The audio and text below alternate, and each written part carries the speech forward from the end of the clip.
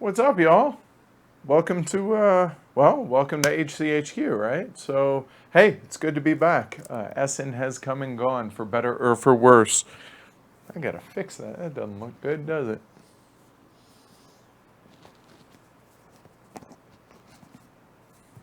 That's somewhat better. We'll go with that, all right? So, anyway, Essen has come and gone, obviously, and as you can hear, today's what, Thursday? So Essen's been over for 4 days, and I actually sound somewhat normal. So yay! That is all because of about 15 cough drops a day, lots of water, lots of tea, and yeah, that's about it. And religiously keeping these things off my food and off my face.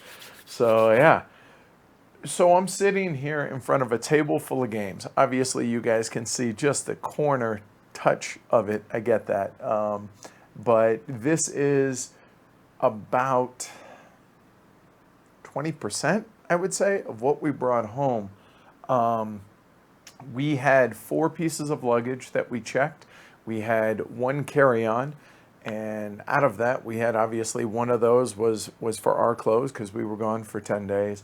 All toiletry stuff, whatever, my ditty bag. And then we had a surprisingly disappointing amount of t-shirts to bring home. And so out of that, I'm going to get this right yet.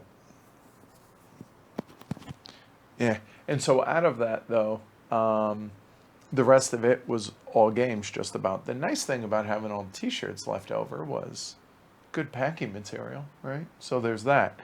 Yeah. So yeah, let's go ahead and get into it.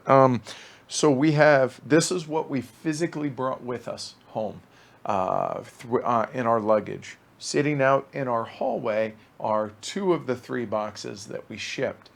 Shipping is not cheap. I do not recommend it unless absolutely necessary. It was 170 euros per box. There are 3 boxes. I'll let you do the math. Yeah, but that is all the games that we muled for ourselves. Obviously, a lot of it review copy stuff, as well as the 3 auction winners. So this is a mix of auction winner stuff as well as ours, but we're just going to go over it. If there's multiple copies, odds are it's not all ours.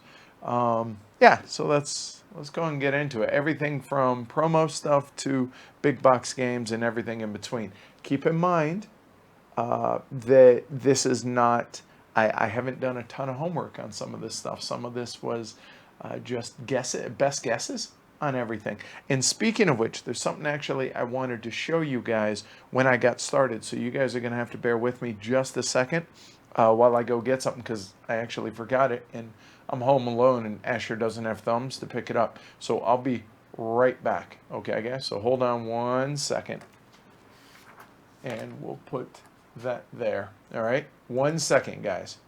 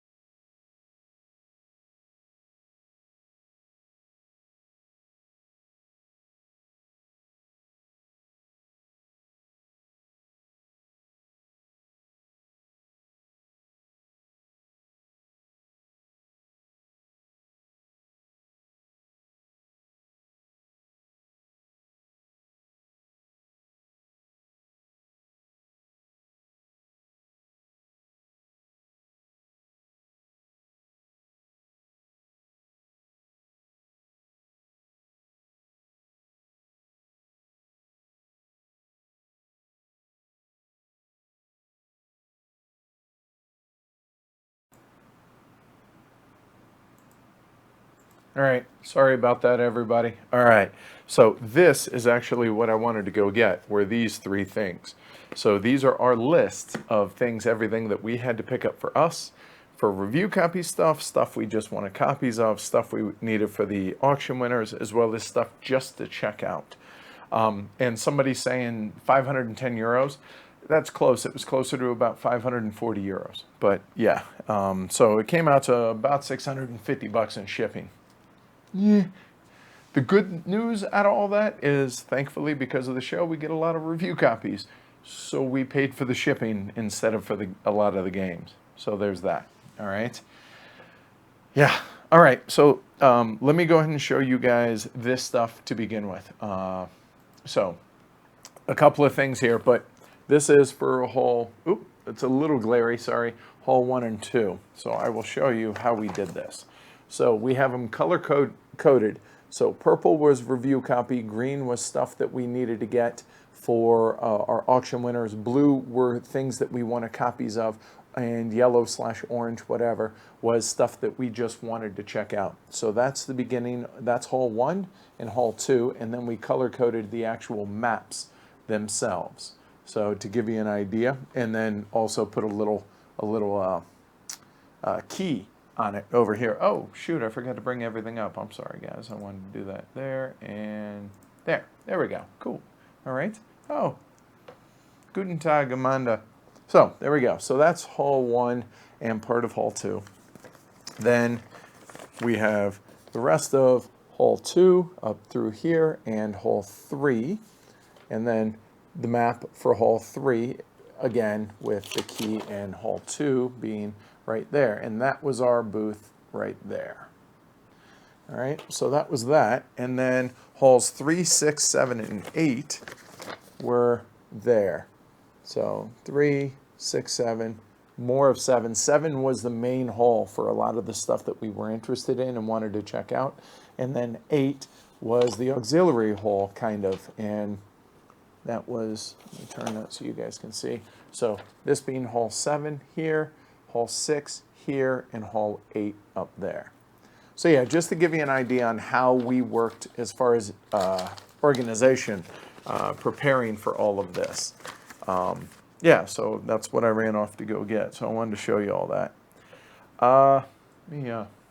By the way, here's a Lauren Roosters cup from our hockey night. Pretty cool. That Uli organized for a bunch of us. It was me, Amanda, Uli, Clay, Carmen, Mira, and Chris. It was an amazing time. It was fantastic. So yeah. That's actually an interesting idea there, Brian, to laminate them and look back on them years to come. I think that's pretty cool. And Julian, only 26? What's up with that? Really? All right, so let's go ahead and start here with Meeple Pete's calendar. So Meeple Pete was nice enough. He sent 3 of these home with us, one of which is going to stay at HCHQ, and we have 2 of them to give away. So yeah, he actually created this. It's got a little clear thing, but it actually is pretty reflective here in the studio, so I flipped that over. So I figured we'd go through this. Now, I'm not going to go through everything like this. Some we're just going to show the box. If you guys want me to go through component-wise, a lot of these are punched and just dumped in the boxes. So there's your trigger warning that if that type of OCD is going to bother you, then maybe you shouldn't watch if I open any of the boxes for stuff that's punched. So anyway, the calendar. So, and I think he had these for sale for 15 euros, or I'm sorry, 10 euros at Spiel. So the photography is really, really good. So obviously January 2018. I'll be honest, I don't know what game that is. I'm sure you guys will tell me in chat what that is. All right. February, that looks like The Godfather, I think, for February. All right. March, Photosynthesis, beautiful looking game, and I love the shadow on that. That's really well done. That would be Azul, Plan B, I think did that for April. Great Western Trail for May, and Magic Maze. Okay, that's what it is. All right, fair enough. So Great Western Trail there for May. So Amanda's birthday month. Let's see what my birthday month is. Oh, Ice Cool. Nice. That actually should have been May for Amanda because the Penguins, right? I really want to try this game, by the way. All right, so there's June, July, Exit. They had all the Exit games, Cosmos did, but unfortunately they're all in German, so that doesn't really help us much. The ice cubes here are making me nervous as they melt.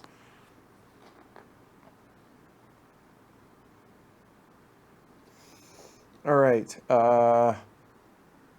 That is chess, I think. I mean, it's using chess pieces. Yeah? The board? Anybody? I don't know. That's August. September.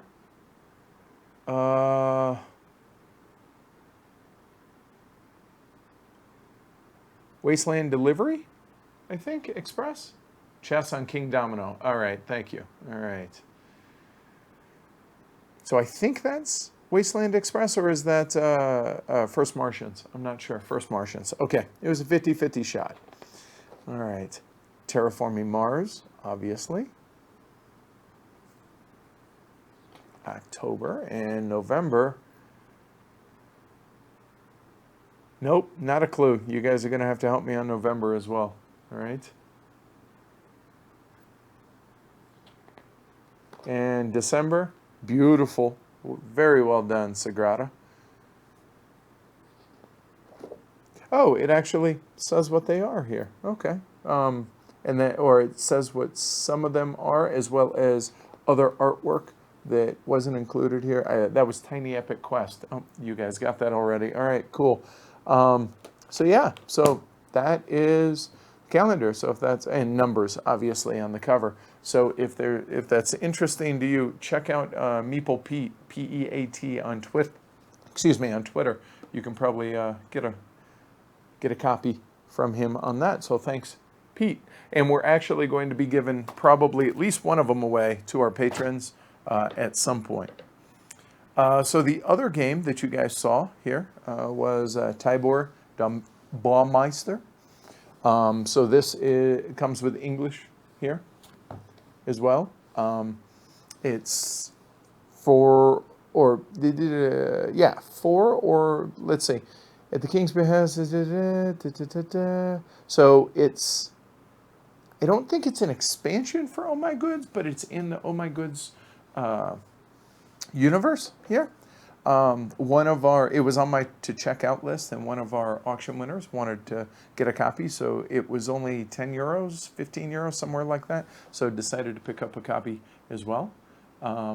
Andrew says he actually played that on his way home from Essen. I tried to sleep on my way home from Essen. Yeah, standalone. There you go. Cool. All right. So there's the first game that we're showing off. All right. If there's anything specific that you guys want me to dig into, show components on, thankfully all our auction winners are willing to let me punch and open all their games for shipping savings. So if there's anything, just let me know. So that's Tyore the Bombmeister. All right, so this next one isn't a game, but I gotta say it was one of the absolute highlights for me and Amanda both. On Wednesday, we ran into Vital Lacerda, or he ran into us, whatever. He came up to us, hey, what's up, Vital? We got to talking, and he signed some of our promos. And then while we were out in front of our booth talking, Ian O'Toole walked up, and I didn't recognize him, which that's funny, seeing as I interviewed him, but it was small on the screen. Anyway, he said he had a gift for us, and he didn't give it to us that day. He gave it to us, I think, on Thursday. But for those that don't know, we have our first promo, which was for Lisboa, the game designed by Vital Lacerda, published by Hugo Griffin, and artwork by Ian. And Ian made our promo.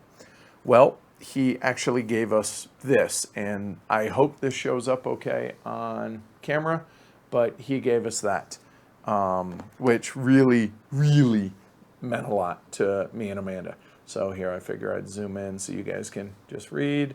Thanks for everything. Ian O'Toole, Spiel 17. So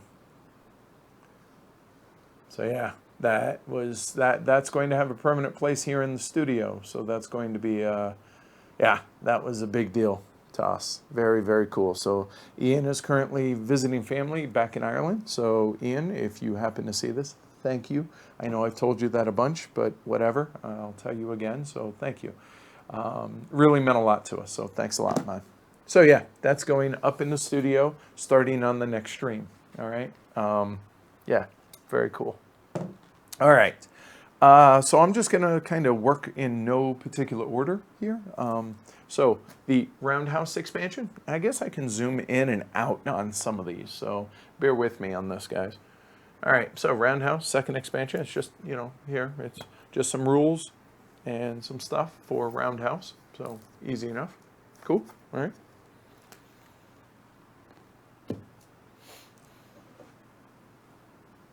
Yeah, and Jake, that would be really cool. I need to tell Ian about that if that's the patron only T-shirt design. It is just like his scribbles there for the, not scribbles, but his like proof of the promo. That would be pretty awesome. All right, so this game I really don't know how much I'm allowed to talk about, so I'm going to. I think Matt would be okay with it. So it's a prototype, so bear with it, okay? So this prototype, so the history of this prototype goes back 1 year ago this year. I met a guy by the name of Matt Fantastic. If you guys have ever seen him in real life, he's the really big, strong, just rock solid dude, all tatted up, who tends to wear like Snow White and dresses and just dress up in cosplay that makes no sense for him. And it's pretty funny. He's an awesome dude. He also is a designer of some really bizarre games. And he told me about this game last year on Sunday night at Essen. And what it is so obviously it's a prototype and it's a two-player war game, okay? So the premise of it, though, is in this two-player war game, you're trying to kill each other's units and you're trying to take over these different locations out here on a grid, okay? But that's neither here nor there. That doesn't really matter. What happens, the hook to the game, is whenever you kill your opponent's, your opponent kills one of your units, you give the unit to your opponent, and he flips it over, and it's an obituary of the actual person that you killed, and it's where they're from, it's their age, next of kin. Were they a husband? Were they a father? That type of thing. And it's supposed to have a real big emotional impact on the players. And I told him that I really wasn't too sure about the concept of the game, like whether or not it's in good taste. And so me being a Marine, it made a big deal to Matt that he wanted my take on this. They were talking about using actual obituaries from World War II, and I told him I didn't think that was a really good idea. And so a lot of work's gone into making the obituaries for these. And again, the political commentary or the social commentary on this is that, oh my God, wow, I just killed so-and-so. And it's supposed to have an impact on you. And then after you've played it once or twice, it loses that emotional impact of the game. And it's, oh, I killed somebody and here's his obituary. Okay, whatever, no big deal. And he's like, yeah, exactly, that's the point. So I thought that was really amazing that games can do something like this. So this is the prototype, hoping to see this in the next year or two in actual produced form or published form. So very, very excited about this idea. I think that sounds pretty wicked in a good way. So pretty cool. So props to Matt, and I'm really excited that I finally got the prototype of that. All right, so we'll go next.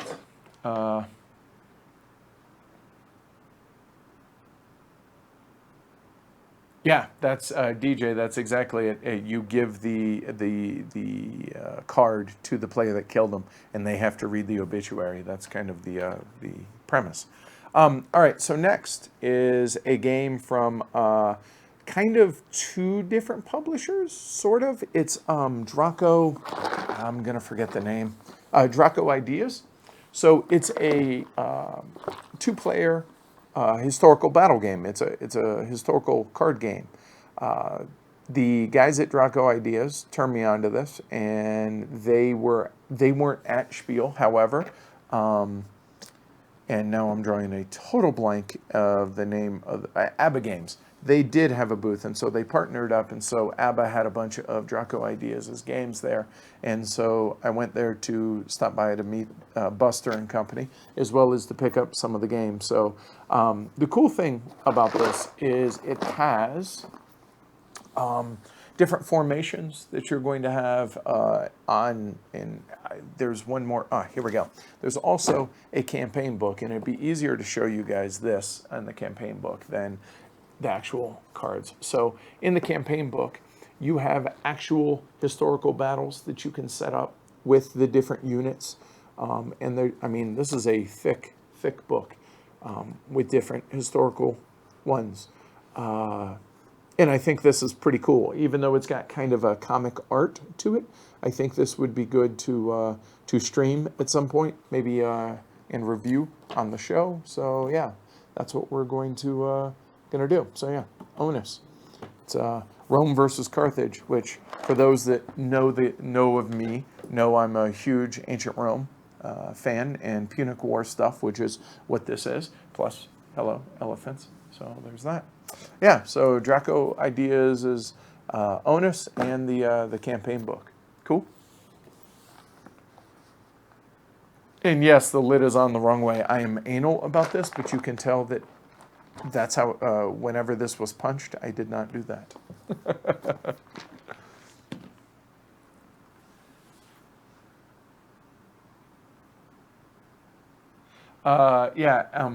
Is it Renji, I think?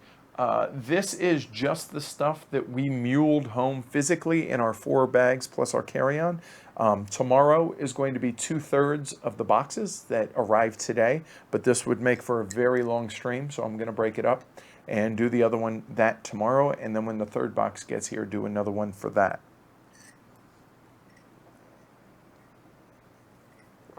Thank you, Amanda. And it was late, and she did not care. So this next one, Captain Lux. This is from Aporta Games and Pixie Games. So I'll be honest, I didn't know much about it, and it really wasn't on my radar at all. And according to Amanda, and she can chime in here in chat, somebody, a listener, fan of the show, stopped by our booth while I was out running around picking up games, and dropped this off and said, hey, I think you guys would really like this. I think this would fit the show, and dropped it off. So whoever it was, thank you. I don't know a name on this. So you know what? It's punch. It's easy to pull off. So there you go. A deck of cards. I dig the artwork. I like the kind of watercolor pastel stuff there, or maybe it's oils, but you get the idea. A bunch of big wooden yellow discs and a very small svelte rule book. Oh wow, really small. That is not in English. This one is. Oh wow, yeah, really small rule book. That's 8 pages all the way around. Okay, cool. And I don't think we've officially announced it, so I guess we could do so here, huh, Amanda? And this way we're on the hook for it. So a game like Capital Lux, a small little card game like this, is going to fit really well for the advent of Christmas or holiday gaming. So if you guys are familiar with BGG, there's a challenge that happens every year, the last few years, for folks to play a game every day in the month of December, the advent of gaming. And we're going to do that. We've done it the last couple of years. We're going to do that. Except because that's not hard enough, we're going to stream it each day in December. So every day in December, we're going to stream a game. Or maybe an Ask the Elephant or whatever. There will be a stream a day, every day in the month of December, because Amanda had the idea. She was like, hey, it'd be a cool idea. And I was like, that is insane. No way. And it's stuck in my brain while at Essen. And I'm like, I can't stop thinking about it. So it's crazy enough. You know what? Let's do it. So that's what we're going to do. So yeah. No, Julian, let's not get carried away there. Okay. So a stream a day, every day in December. Whew. God help us. All right, so Capital Lux. There we go. Cool. So thank you to whoever gave this to us. I have no idea. I don't know if Amanda mentioned or if she caught a name on that. So yeah, thank you.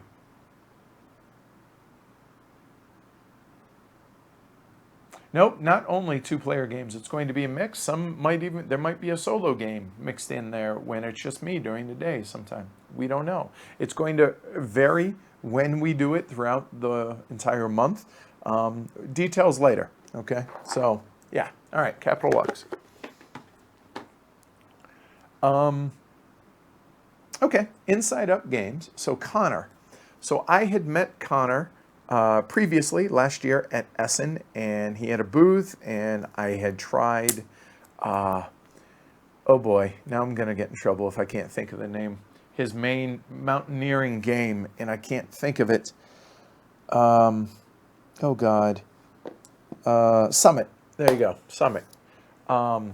So we hung out with Connor a bit, and Connor is a man after my own heart, the way he goes about doing things and running his business at Inside Up, and it's a dude following his dream, a lot like kind of what I'm doing.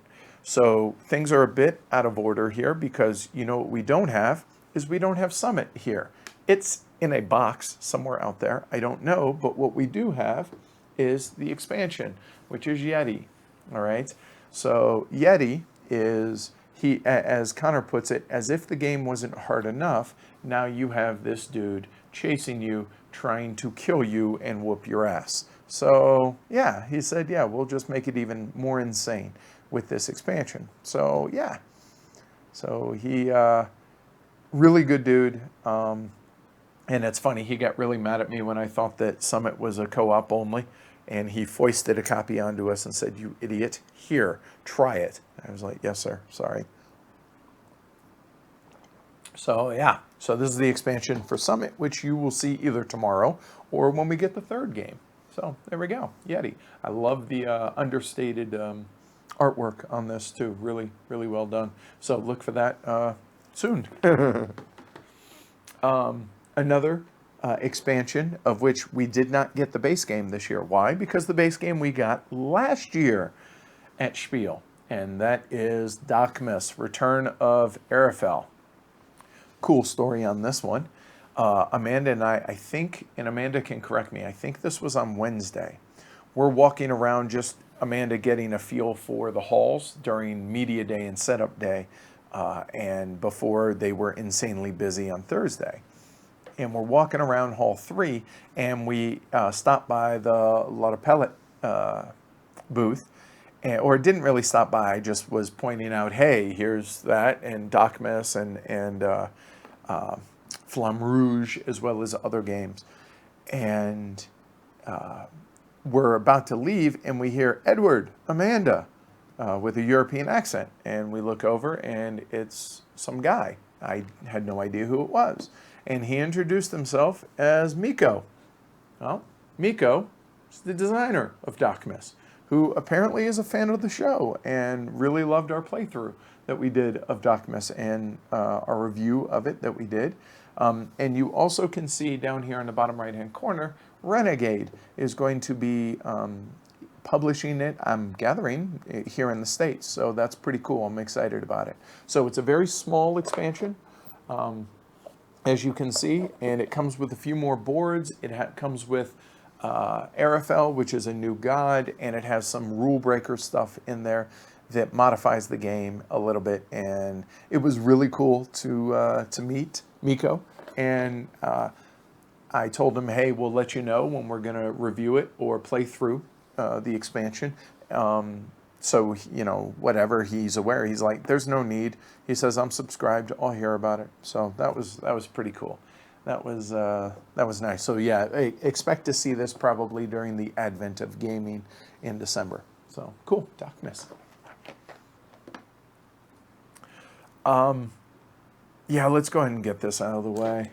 A game that we really dislike, a game that we have zero interest in, and a game that I really have no interest in ever playing again. However, we're going to, because I want to review it, because we've had so much pushback even just briefly talking about this game. And that's Lorenzo Il Magnifico. And this is the expansion, which, not for us. This is for one of the auction winners. So House of Renaissance expansion. Yeah, so by Simon. And Cranio Games. Cranio Games is the one that was at Essen. And we picked up 3 copies of this because all 3 of our auction winners wanted copies of this, which would lead you to think, hey, maybe we should try it again. Maybe we misjudged Lorenzo. And it's possible. It's possible. So we'll try it, and we're going to review it at some point. But we'll see. I just don't have high expectations. So it's already open. Let's see. There's really a lot of empty space in there, so you guys can see. You got some new cards for both types there. And these are just wrapped. They're not in shrink. You got some more bits. Looks like another player color.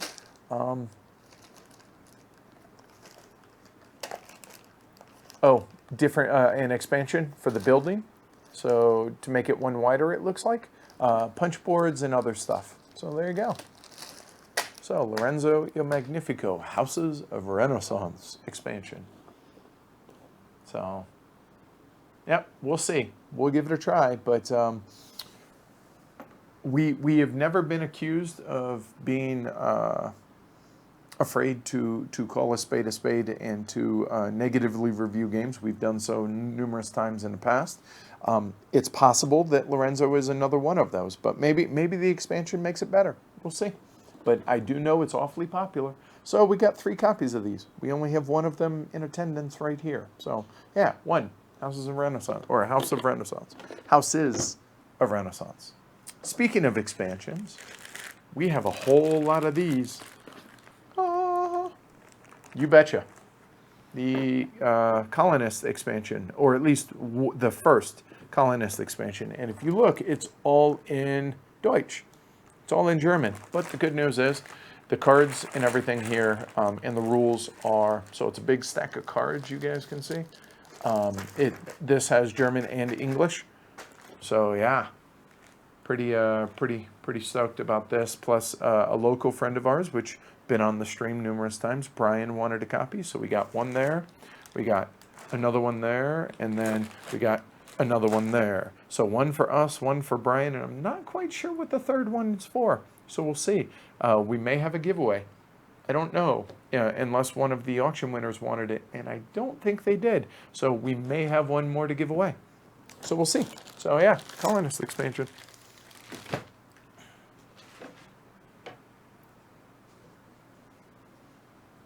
Yeah, okay, well, we bought them and now we have extras. Another auction winner game here. The expansion for Marco Polo. So this is only in German as of right now.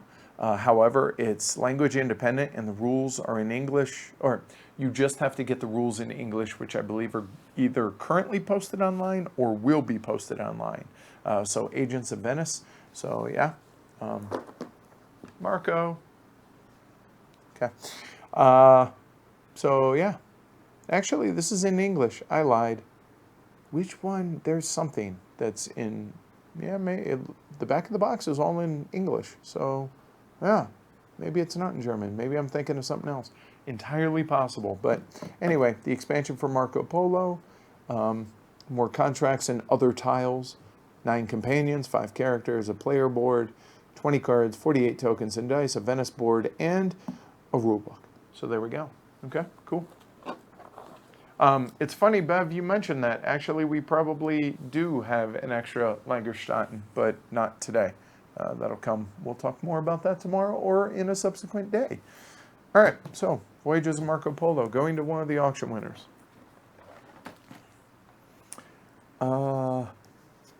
So we have a promo card, and I'm not quite sure which game this is for.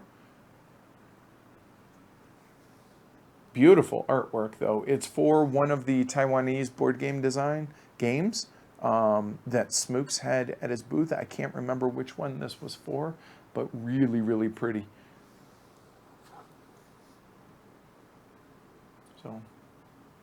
So as we go, obviously, as we get into the games, we'll be able to tell which one this goes to. But yeah, beautiful artwork. So very cool. All right. This is just a postcard from Smooks for Shadows in Kyoto, which is another game that was on my list that I was really interested in. Again, from Smooks, so just a postcard, but beautiful artwork. Really, really good artwork on that, I think. So, cool. All right. Let's see. Oh, right. So we have... apparently these are now available in the BGG store, but they weren't at the time. So picked up a couple of these for Orléans, number 5.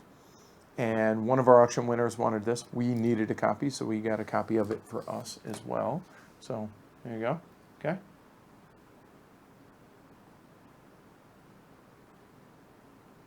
Yes, it is entirely our fault for talking about Lagerstätten, because I'll be honest, I don't think anybody else even mentioned that game I saw on social media anywhere. But anyway, we'll talk about that tomorrow, guys.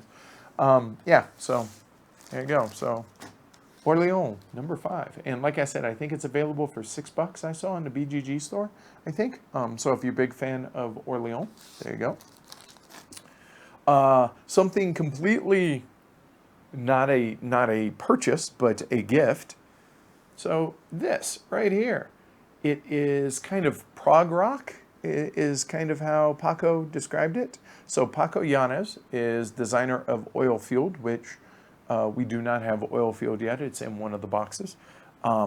He stopped by our booth to show us off a prototype and to stop by for an interview. And he and I are going to sit down for a conversations with Heavy Cardboard in the upcoming weeks and months. But anyway, he plays guitar in a band. And he had a copy of his album, or his CD. I'm excited to check this out. I don't have a CD player that isn't in my car. None of our computers have DVD drives anymore. So I will listen to this the next time I'm in the car. I'm excited to hear this. So he played guitar on it. So check it out. Aeroplastica is the name of the band. And Deseo Binario, maybe? Question? I don't know. All right. So there we go. Cool. Yeah, let's go and take care of the ones that are in front of me. So one of my most anticipated games that was on the anticipation list that in the preview show. This was in the little obscure small extra games, not in the top 10, but definitely, had it not been one of those games, would have been in the top 10. Oh, look at that tease. There we go. Oh, it's from Thunderglyph Games, Talon. So it's a small little thinky filler abstract that really sounded good to me and looked really, really good to me. So yeah, so I will show this one off because again, it's got artwork like like you would be led to believe with the cover of the box. So to show the back of the box here, yeah. So let's show this puppy off. This is another that you very well might see during the advent of gaming. So everything is punched, don't freak out. So the rule book, again, it's an abstract here. One of the things that we were told was that there are different scenarios here in the game, and the Valley being the best one to actually stream to show the game off, to show the game in its best way. This beginning one is pretty basic, and he said it just gets more and more difficult and more advanced as you go along, and different rule breaker stuff. So yeah, so there's the rule book. All our cardboard bits in here, really thick cardboard bits. See if I can do this without making a mess, because I want to show the board. Ha! Success. So there we go. So there's the board. Yeah, it looks gorgeous. It really, really does. The concept of it is you have different actions out here and a couple of dragons, yin and yang, and moving pieces out here on the board, and what actions you select only make certain actions available for your opponent. It just sounded really fascinating. It had amazing artwork, I thought. I think this just looks stunning, and really, really excited to check this out. So thanks to the guys over at Thunderglyph for the review copy and the back of the box even, or back of the board. Okay, so yeah, Talon. So you'll see it on a stream here not too far in the future.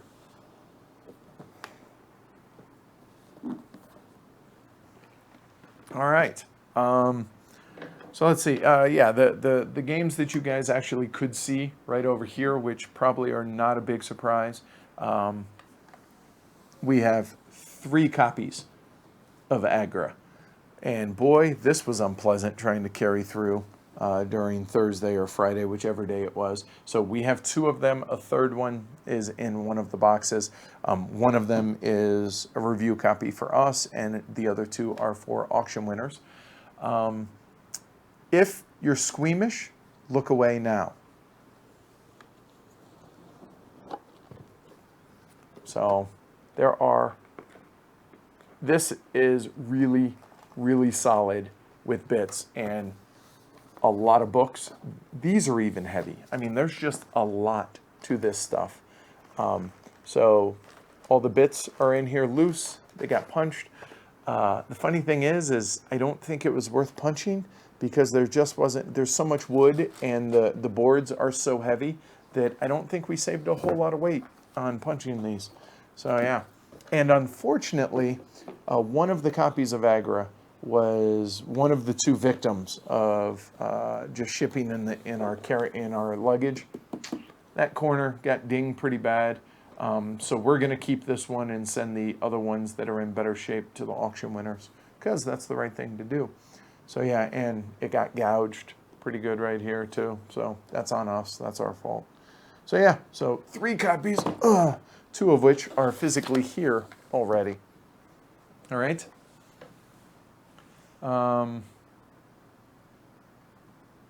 Cool. All right. Next,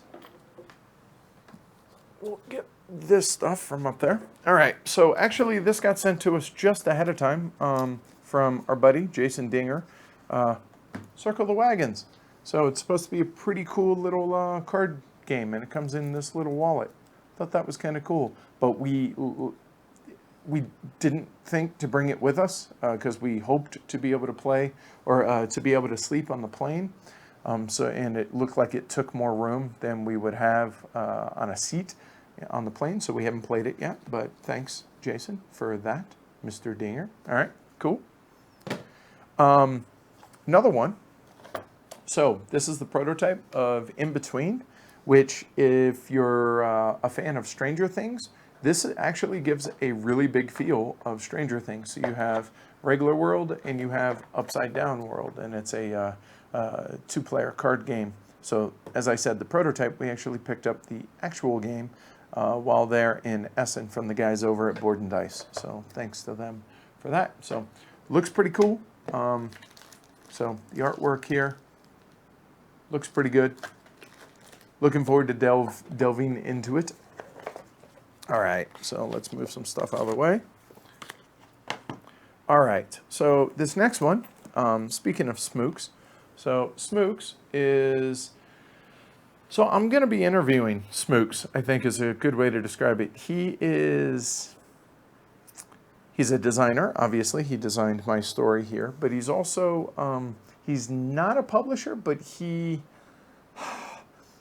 the guy who, with the Taiwan Board Game Design Group, he kind of runs that, and he gets all these smaller Taiwanese designers and publishers together and presents their games at Essen, as well as brings a bunch of games back for the Taiwanese market. And he designed a game, and it's my story. In addition to that, we got promos from him. So this was pretty cool. So selfie with the designer, and it's actually Smooks. I think that's pretty cool, right? One of the cards in there. And it has board game promoter, which I think that might be a good way to describe his job. So as I said, he and I are going to sit down for conversations with Heavy Cardboard in the coming weeks and months, because I think what he does is really unique, and I think it would be cool to get a behind-the-scenes look at what it is exactly that Smooks does and how the TBD actually came about. So there's that. And there you go. So, and it says, my story is a deck builder for 2 to 4 players where the objective is to experience a colorful and fulfilling life in less than 60 minutes. Players get to build the deck of their life by gaining new life stories, completing projects, and potentially switching to a new occupation. The players who live the most gratifying life and scores the highest victory points will win the game. Cool. I'm willing to check out anything that either he designs or that he has a part in. So yeah, so my life or my story. So looking forward to digging into that. All right, cool.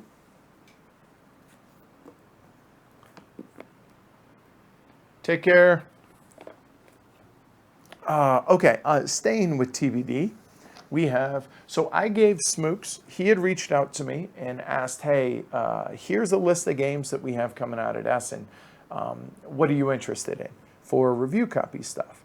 And it felt like 40 games is what the list was. And I may have said 7 or 8 of them, one of which was Medical Frontier. And so he basically just gave me a stack of review copies of these along with his, their Smooks did. So Medical Frontier, so the back of the box, the premise sounded cool, and that's pretty much the only thing I knew about the game. So the publisher here is Big Fun Ideas, and it says, disease and the civilization of mankind are closely related to each other, and as times have changed, so too have the demands that humans place on medicine. As such, medicinal development and research institutions play a crucial role in promoting human health. In this game, players are medicine developers and researchers who, given different research projects with giving research budgets, have to fulfill requirements for the review of the drug and get it approved, then successfully introduce the drug to the market in order to score. I love the concept of that. That sounds pretty cool to me. So, yeah. So let's see. Oh boy. Trigger warning again. Okay, everything there. So it's very colorful. Rulebook doesn't look terribly long, 11 pages, different bits in here. So you have cardboard, wood, decks of cards, and the boards that are underneath all of that. Again, everything, well, not everything, but a lot of the things got punched to try and save on weight. Because 23 kilos for a checked bag is not a ton of weight when you're shipping a bunch of games. So that's Medical Frontier. Another one that was on that list is more just fascinating to me. And this was another one that I talked about in the preview show. And that is Raid on Taihoku. So the artwork's pretty stunning, I think, to start with here. I actually want to show you guys the sides. Even the sides of the boxes look really, really good.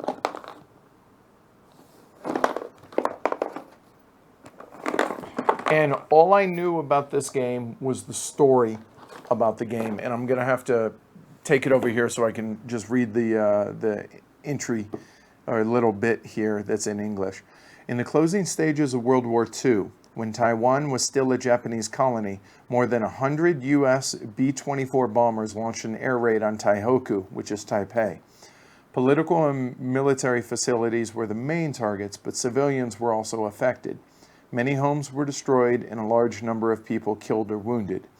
Raid on Taihoku will take you back to Taiwan in 1945. In the midst of war, you must cooperate to survive. You will be fettered and will face difficult choices. We must persevere until the war is over. Win together or lose together.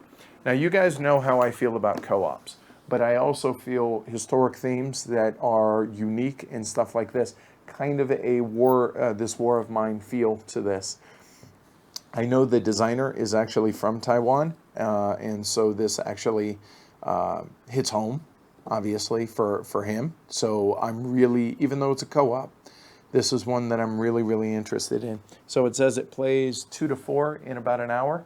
So let's check it out. Though I literally have not seen anything about this. I just knew the premise, and he asked, and I was like, yeah, even though this is not our normal wheelhouse, this is one that I absolutely want because of the historical nature of it. So very striking. So it's a map here of Taihoku province. Physiographic chart, it says back here in the background. So yeah, very this War of Mine kind of feel. And the artwork looks fantastic in this.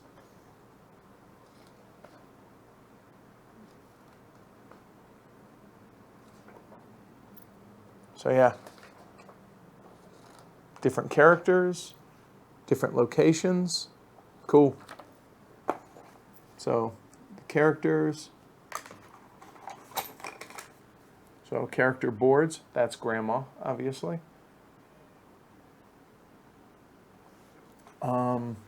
So let me actually try and get the board out of this so we can show that. Put the rest of it, get that out of the way. Might have to zoom out for this. Oh, wow.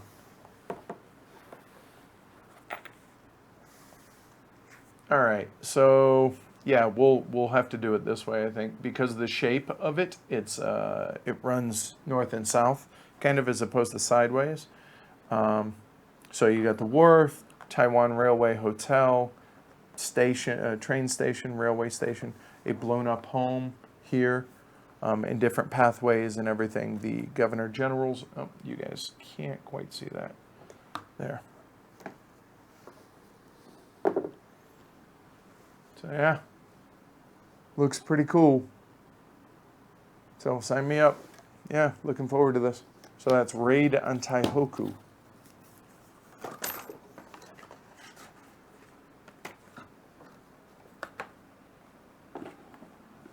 A survival deck co-op game. Very simple rules, very thematic. Okay. Yeah, Banker Dave, me too. I appreciate that, man. Thank you. Yeah, it's nice to not be sick after Gen Con. Or I should say, like we were after Gen Con. And kind of while we're talking about other kind of obscure, small, bizarre-looking games, another little story for you guys on this one. This one is a game that there were only 17 copies going to be available at Essen. Yes, you heard me, 17. I pestered the designer slash publisher, Gavin Birnbaum. He is the publisher of Cubico Games, as well as the designer and woodworker. And one of the games that was absolute highest on my list, just about, was a game called QE. And print as much money as you like, just don't print too much. A mind-blowing central bank auction game. Yes, I mean, really, what more do you need to know than, yes, this is right up Heavy Cardboard's wheelhouse, right? So I pestered Gavin, and he was a real big sweetheart, letting us pick up a copy while there, and told him that we would talk it up. This is really important, what I'm about to tell you guys. When we stream this game and or review it, if you're interested, you need to make sure that you reach out to Cubico Games and you email them and say, hey, I would like a copy. Because he said he is willing to run another Kickstarter to make another print run of this. And by print run, I mean handmade. That up to about 50 copies. So email him now if you're interested. He's one dude, so he can't do huge print runs. So that's he wanted me to pass that along. So there you go. Do I have his email right off? Yes. It's cubico.games@outlook.com. Hurry. I know he had a list already going at Essen, so I did want to show this one off a bit as well. So this is the second edition, so the board has changed a little bit. I'm not going to bother taking it out of the plastic, but you can see it. So you get score track around the side, stack, sale, secret, open, etc. The victory points, which was on the original one, it was all on this. He put it on a card, and it made it a lot easier, he said, and a lot more cleaner to be able to play. And so here's the rules. It's that. No, it's that. So there you go. And then you have some markers here, as well as the wooden pieces, and that's pretty much it. That's all she wrote. Not a lot there, but the concept of the game is pretty cool to where, as a player, there are, I think, 14 companies that are failing, and you're trying to save them by printing money, but if you print too much, it ends up counting against you at the end of the game, as well as an auction game. So, sounds really good. Really, really excited about that game. Cool? Cool. All right. So, let's talk about the Essen game that is behind me that had a lot of buzz around it, and that is Kalimala. So, you guys can see Kalimala right here. So the cover of the box is the one that's up there. We did 2 playthroughs of this at Spiel. We had a drawing, one patron only, one was open to anybody, and with me and Amanda, as well as with Uli, so that was pretty cool. You're definitely going to hear a review of this next Thursday, so a week from today, we're going to be reviewing this. We're also going to be doing a playthrough of this. Mechanically simple game, but pretty clever mechanisms in this. And this deluxe kit, there were only 300 of these available. And all they were these 3D buildings that were printed and plexiglass that goes on top of the cathedrals. Completely superfluous. It just, tricks out your copy and gives it a 3D feel. But that's it. So, yeah, you didn't miss out a ton. It looks cool because everybody likes fancy bits. But functionally, they have no purpose in the game. They're unnecessary. So yeah, but Kalimala, very simple but very clever game by Fabio Lupino, who was very kind and gracious there. He was at the booth along with us at ADC Blackfire the entire week. Yeah, really good game. Really, really happy with this game. So I think a lot of people are going to enjoy this one. So we'll do a playthrough of it here probably next week as well as our review of it. So that's Kalimala. All right. Also, while we're at it, so we brought home 3 or 4 copies of this because people wanted them. So there's that, plus another bunch of those. We may have one extra that we may be giving away on the show. We'll see. Don't quote me on that. Along with the deluxe kit that nobody needs.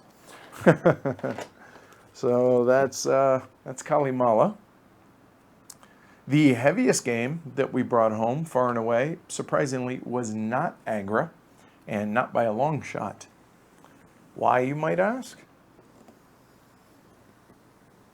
Because this was the heaviest game that we brought home, and we brought home 3 copies of this. Let me tell you how miserable that was carrying this puppy around, okay?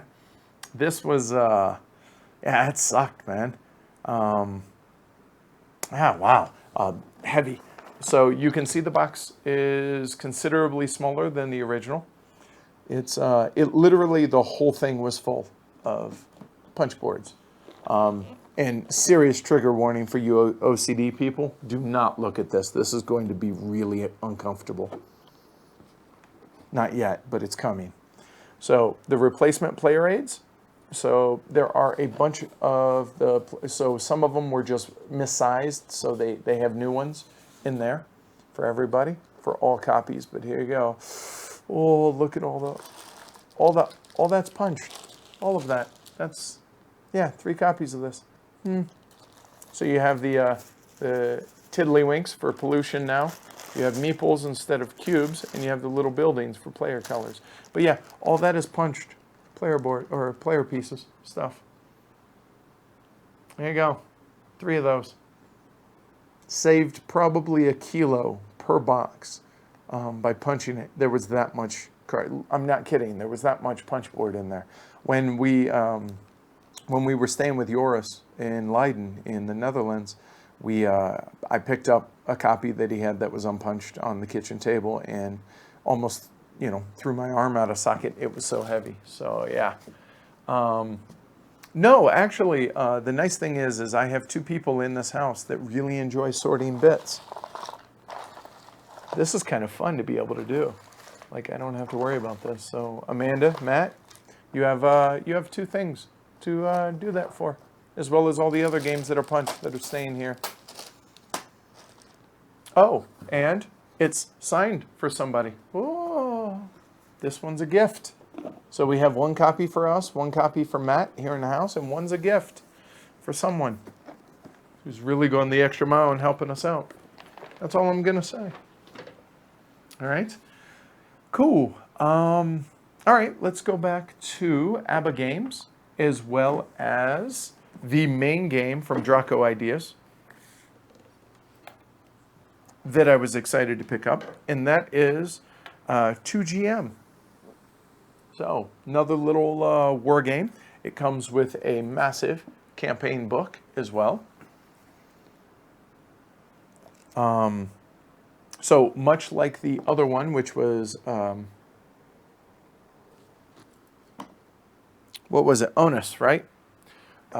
This has scenarios in it. So, north of Stalingrad factories, Battle of Barvenkovo, different little Leningrad, and all these different little scenarios here.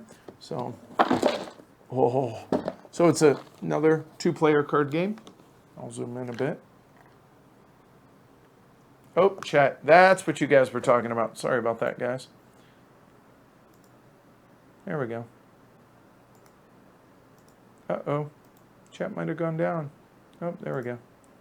Hopefully that sticks. There we go. All right, sorry about that, guys. So, World War II, 2-player card game that sounded pretty interesting. There are not many war games at Spiel at all, and this being one of the few ones, I was definitely interested in it. And the folks over at, oh, here you go again, Amanda, at Draco Ideas as well as ABBA Games made this happen, so that was very kind. So, oh boy, this one's going to be really uncomfortable to look at. Oh, listen to all those bits just loose. So yeah, okay, we're not gonna, we're just gonna put that in there. There we go, and not mess with it. Another one for you guys to sort. There we go.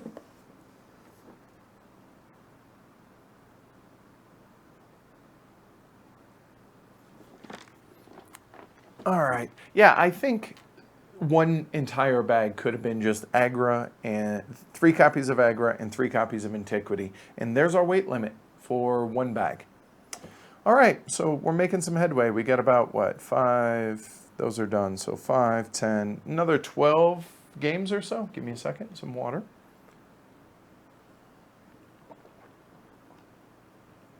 Happy Mr. Dave is correct. Passport, I think, is it Pandasaurus, I think. Not Passport? Panda, one, oh boy. All right. So one of the games that was really hot once it finally showed up at Essen that I was able to sweet talk my way into being able to buy. So thank you. Was little gray box.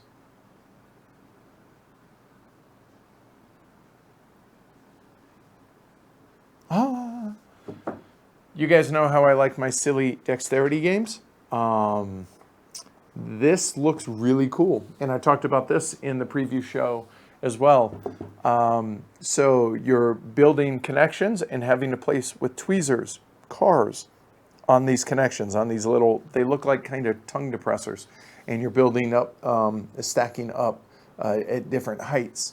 All of this. It looks really clever, really cool, very original, and I'm very excited to play this. This actually came in my backpack to make sure it didn't get smushed up because it was small, and I really wanted to make sure this one was safe. So yeah, really excited about it. Worst rule book ever. All right, good to know. Okay. So this will be another on the advent of gaming live streams, I have a feeling. So look for that then. All right. All right. One of these just fell off onto the chair, so forgive me. I'm only going to show one of these, but a designer is a good friend. He also won the Golden Elephant Award for 2014 for Arkwright.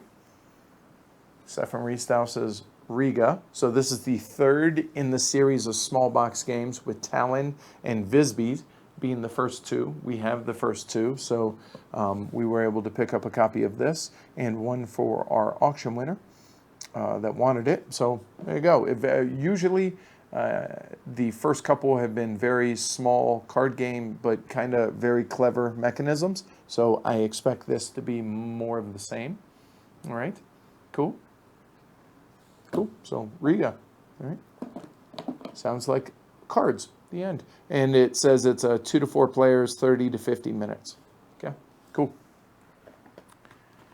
All right, so another game that got foisted on us by Connor of Summit and Inside Up Games, Vault Assault. So I saw this had a lot of dice, if I'm thinking of the same game, and just looks like a silly little filler, little 10, 20-minute filler.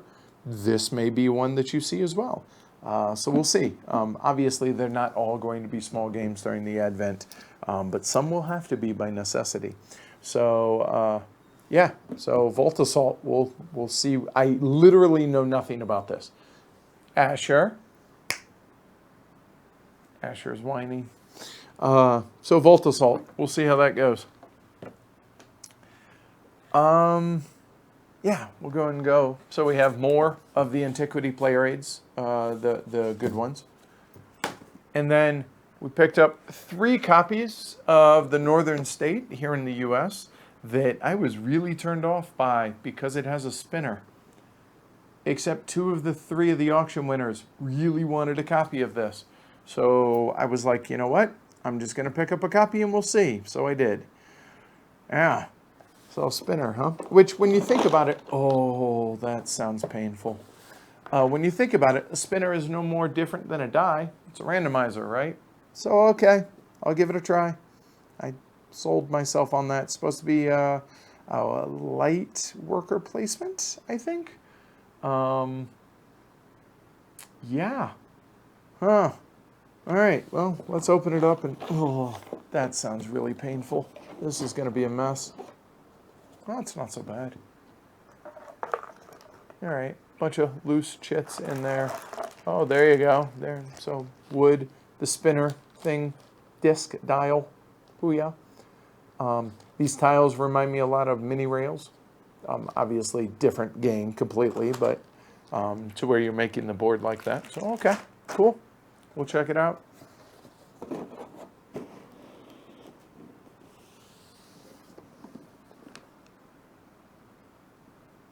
All right.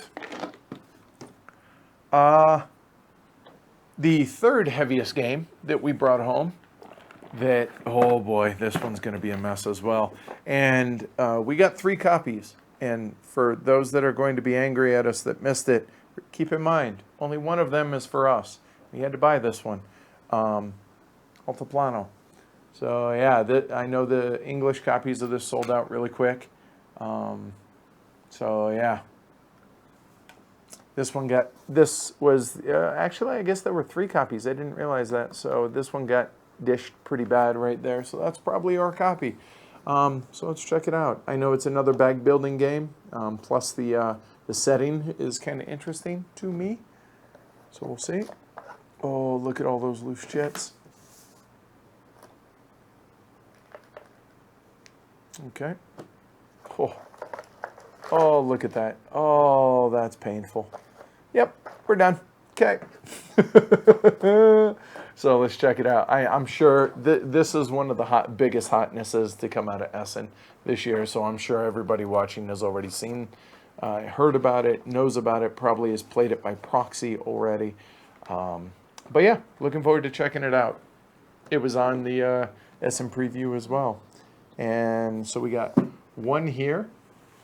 We have another one that is unpunched because it really didn't save a ton of weight. Yeah, it really didn't. It saved some, but not a ton. So there's 2 of the 3. So the banged up one we'll keep. And for the auction winner. There. Let's move that out of the way. Okay. Another one from ABBA Games that they suggested we try. So I said, okay. And Fidellia, not a new game, I understand, but we hadn't played it, so we'll check it out. Amanda, I think, did this on purpose at that point. I know very little about this game. I imagine you guys probably know more about it than I do.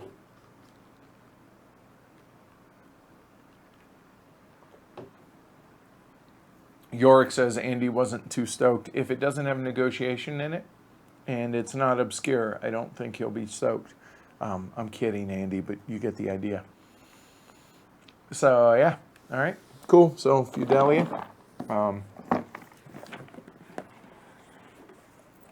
Oh, another one. That is one really thick rule book, but my guess is that's in a bunch of languages.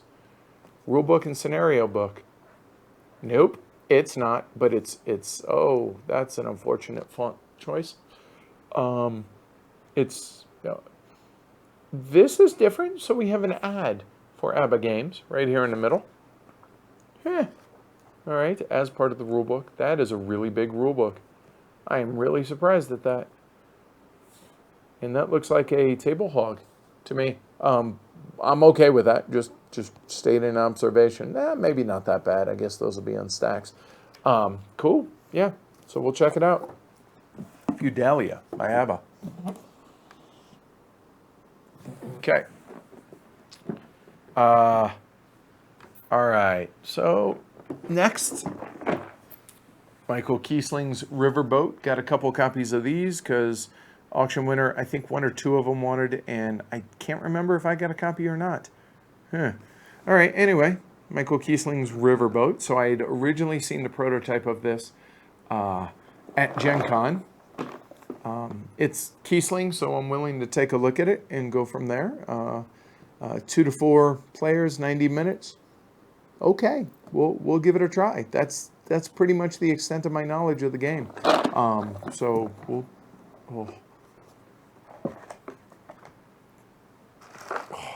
You know, I know it's gratuitous just doing this to y'all, but at this point it's kind of fun, showing off everything just being disaster in the box.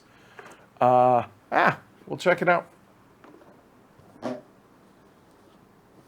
And Julian, we'll have to find out if we got any copies of Noria in the boxes. There are none here. So, give you guys a chance to laugh at us.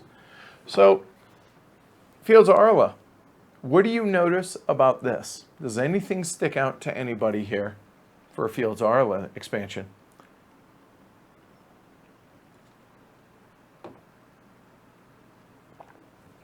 Oh, what's that? It's not in English, you say? Yeah, this might have been a mistake. I'm really worried about the cards being all in German. We'll see. Oops. So yeah, we'll see. I don't know. There you go. All right. Yeah. So we may employ some of our Dutch or German elephants to help us out. So we'll see. All right. All right. So we have 3 games left for today. So first one is a game that really wouldn't have been on my list, except the publisher asked, and the publisher's been on quite the run, so I'm willing to give it a try. And that is Liberatores by Mo Ideas. Same guys that did Tulip Bubble and Mini Rails. So this is a co-op, I think. It's a game of suspicion and treachery. Players are senators that are part of the Liberatores, secret conspirators of ancient Rome planning to overthrow Caesar and restore democracy to the Roman Republic. During the game, you'll be bribing citizens of Rome to support your cause or endorsing them to Caesar in exchange for resources and privileges. Sometimes you will be... Sorry, lost my spot. Sometimes you will hire citizens to work in your household and maybe send servants to watch over your fellow conspirators. So we'll see. I don't know. Yeah, heavy party game. Okay, cool. So yeah, I at this point, I'm willing to basically look at everything that Mo Ideas and David puts out. So we'll see. Game got a little banged up a little bit, but we're fine. Not the end of the world. There we go. All right. Probably didn't punch this one because I imagine there's just not a lot to punch. So it looks like player boards there. And, oh, there you go. Easy enough.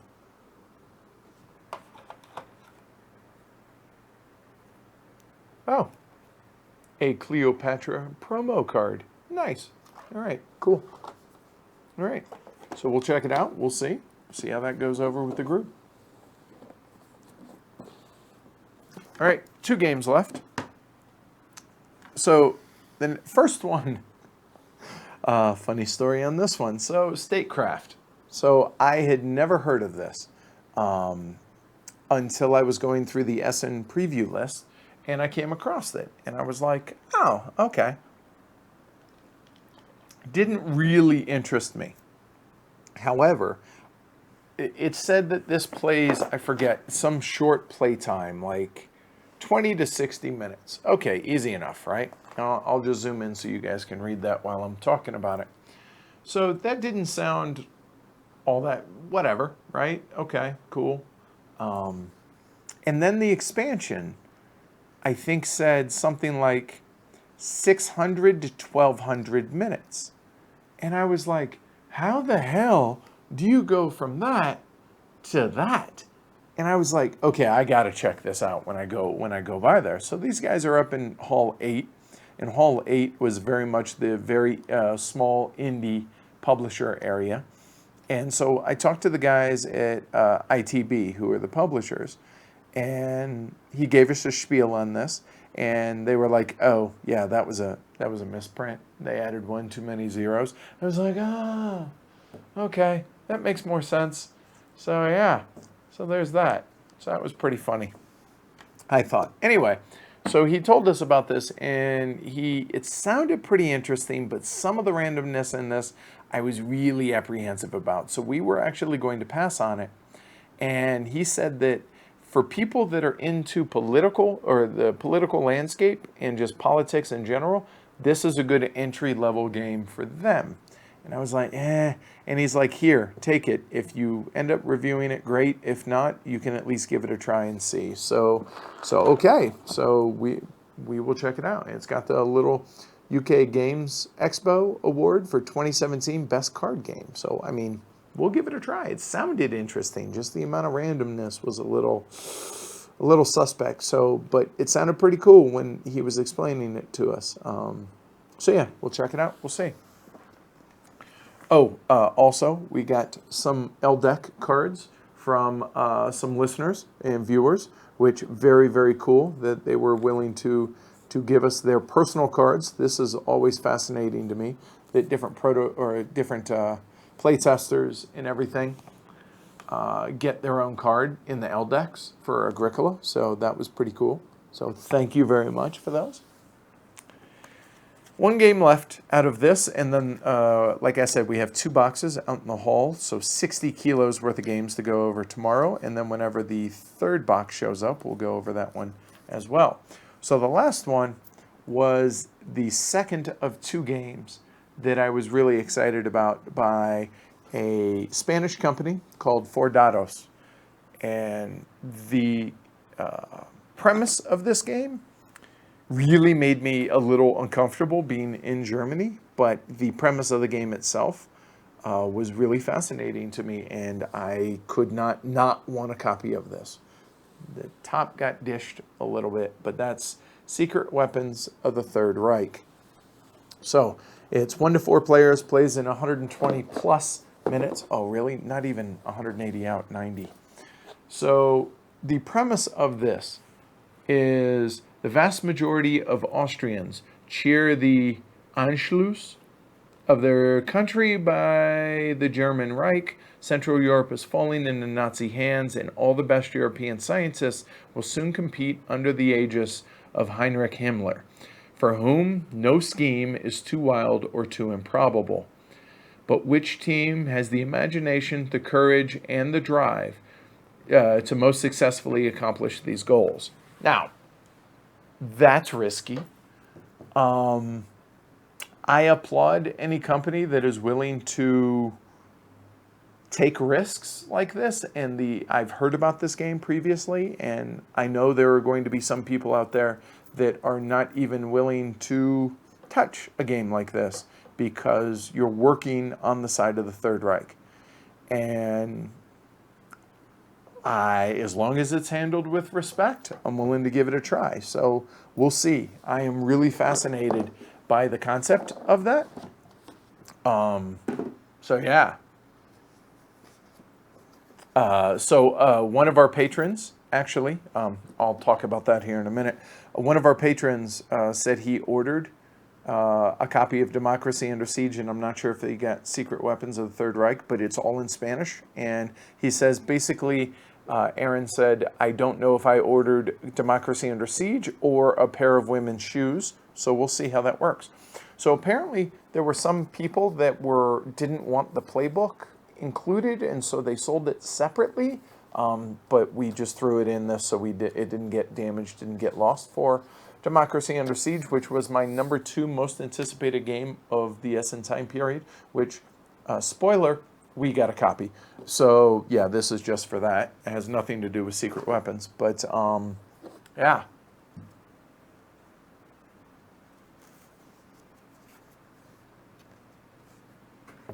So let's take a look at the board. I'll zoom out of here.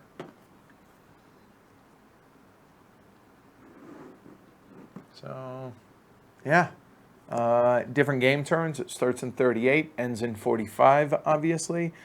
Develop, produce, play event, and then move.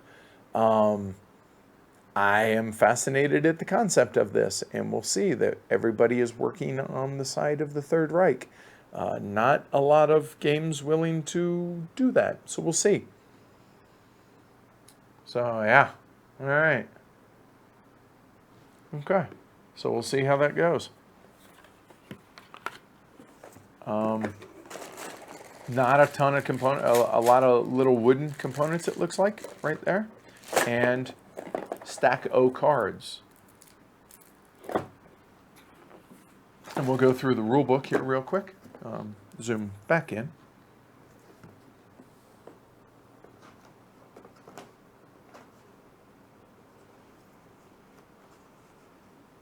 That is a dense rule book, but I kind of expected that. I imagine this is probably not going to be the easiest rule book to fight through, but again, I'm willing to do so. Solitaire rules right there. Variants and designer notes. Cool. All right, so there we go. Secret Weapons of the Third Reich. So that's it for everything that we physically muled back with us from Essen. So, that's a lot of games. So I'm curious here. Let's see. 3, 5, 6, 7, 8, 9, 10, 11, 12, 13, 14, 15.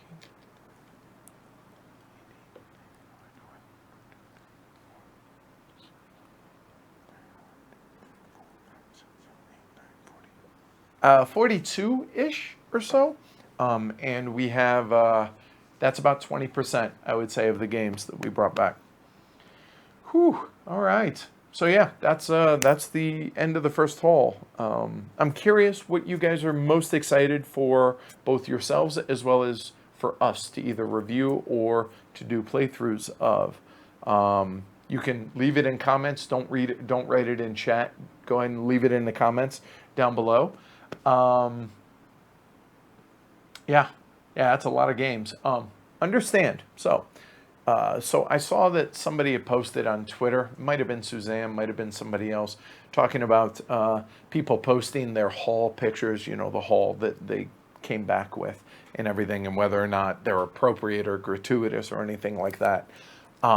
So keep in mind a couple of things. One, we have a show to run, and obviously publishers want to give us review copies for most of this stuff. So most of this we didn't have to pay for. However, let's circle back on how much did we have to pay for shipping? So it was like $640, $650 to ship everything home, plus an extra $200 for our baggage. So it's, yes, we got them for free, but we had to get them here. So there's that. Plus, again, we have a show to run. So there's that. Yeah, I'm excited. I'm super stoked. And this is why, for the most part, we have kind of 2 half seasons with the show. We have the Essen hotness, basically for 6 months from now until 6 months or so. We're going to be playing a lot of these new games, both on the playthroughs as well as reviewing these, because that's what people are curious about. And then after things kind of slow down, after the Essen time frame winds down, the second half of the year leading up to Essen is all older games. Not all, but you get the idea. And there's some older games mixed in with the early part, so on and so forth. So yeah, that's I'm excited. This is an exciting start. So again, this is about 20%. We got another 80% to go through, majority of which is going to be tomorrow. Somebody brought up John Company. You'll have to wait and see whether or not we get a copy of that. All right, spoiler. No, we didn't. The reason is I talked to Phil Eklund. He's going to be sending us one when the main shipment arrives in November. So he'll be sending us one then. So there's that. Mike asks, how long will it take to play all of this? About 6 months to get it all played and spoken about on the show. Good thing I'm almost full time, huh?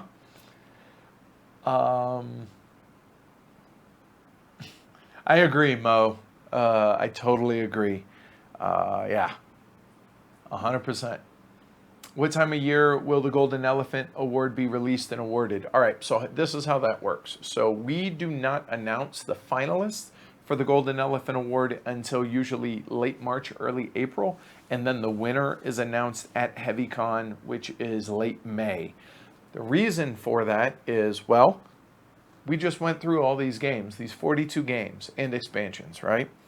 We still got another 80% of what's coming to be able to get through between now and April or so. There's no way by the end of December we would be able to play all these games enough times to be able to put it as a finalist for the Golden Elephant Award. And that's why our award doesn't come out until halfway into the next year. It's just trying to be fair and not short any games like could happen if we announced it at the end of December. So I hope that makes sense. Okay? All right, cool. So that's it, guys. I have to go take a dog for a walk, so I'm going to leave y'all. Thanks, everybody, for joining me on a afternoon on Thursday. Hopefully tomorrow at 10 a.m., 1000 Mountain Daylight Time. That is going to be, what is that, 1600 UTC time. We're going to be doing this again, but with 2 really big boxes of games. So hopefully that'll help make your Friday go a little bit quicker. Also, as you guys can see on the scroll down below, we're in the final 3 days of our patron drive. So if you're enjoying this, you enjoyed the daily diaries, hopefully, that we did every day while we were at Spiel, as well as in Leiden in the Netherlands, consider supporting the show. We have 531 folks that currently do so, and honestly, pretty close to be able to do this full time so that we can dedicate more time to the show and everything else. So if that's something that you think is worth supporting, check it out, pledgehc.com. We certainly would appreciate it, y'all. Yeah, so cool. Had a lot of fun. Hopefully you guys enjoyed it. And you know what? It's kind of fun to be back. We missed it, I'll be honest. So on behalf of Amanda, Asher, who's a big whiny butt over there, and myself, Edward, thanks everybody for watching, and we'll see you all tomorrow morning, all right? Take care, everybody.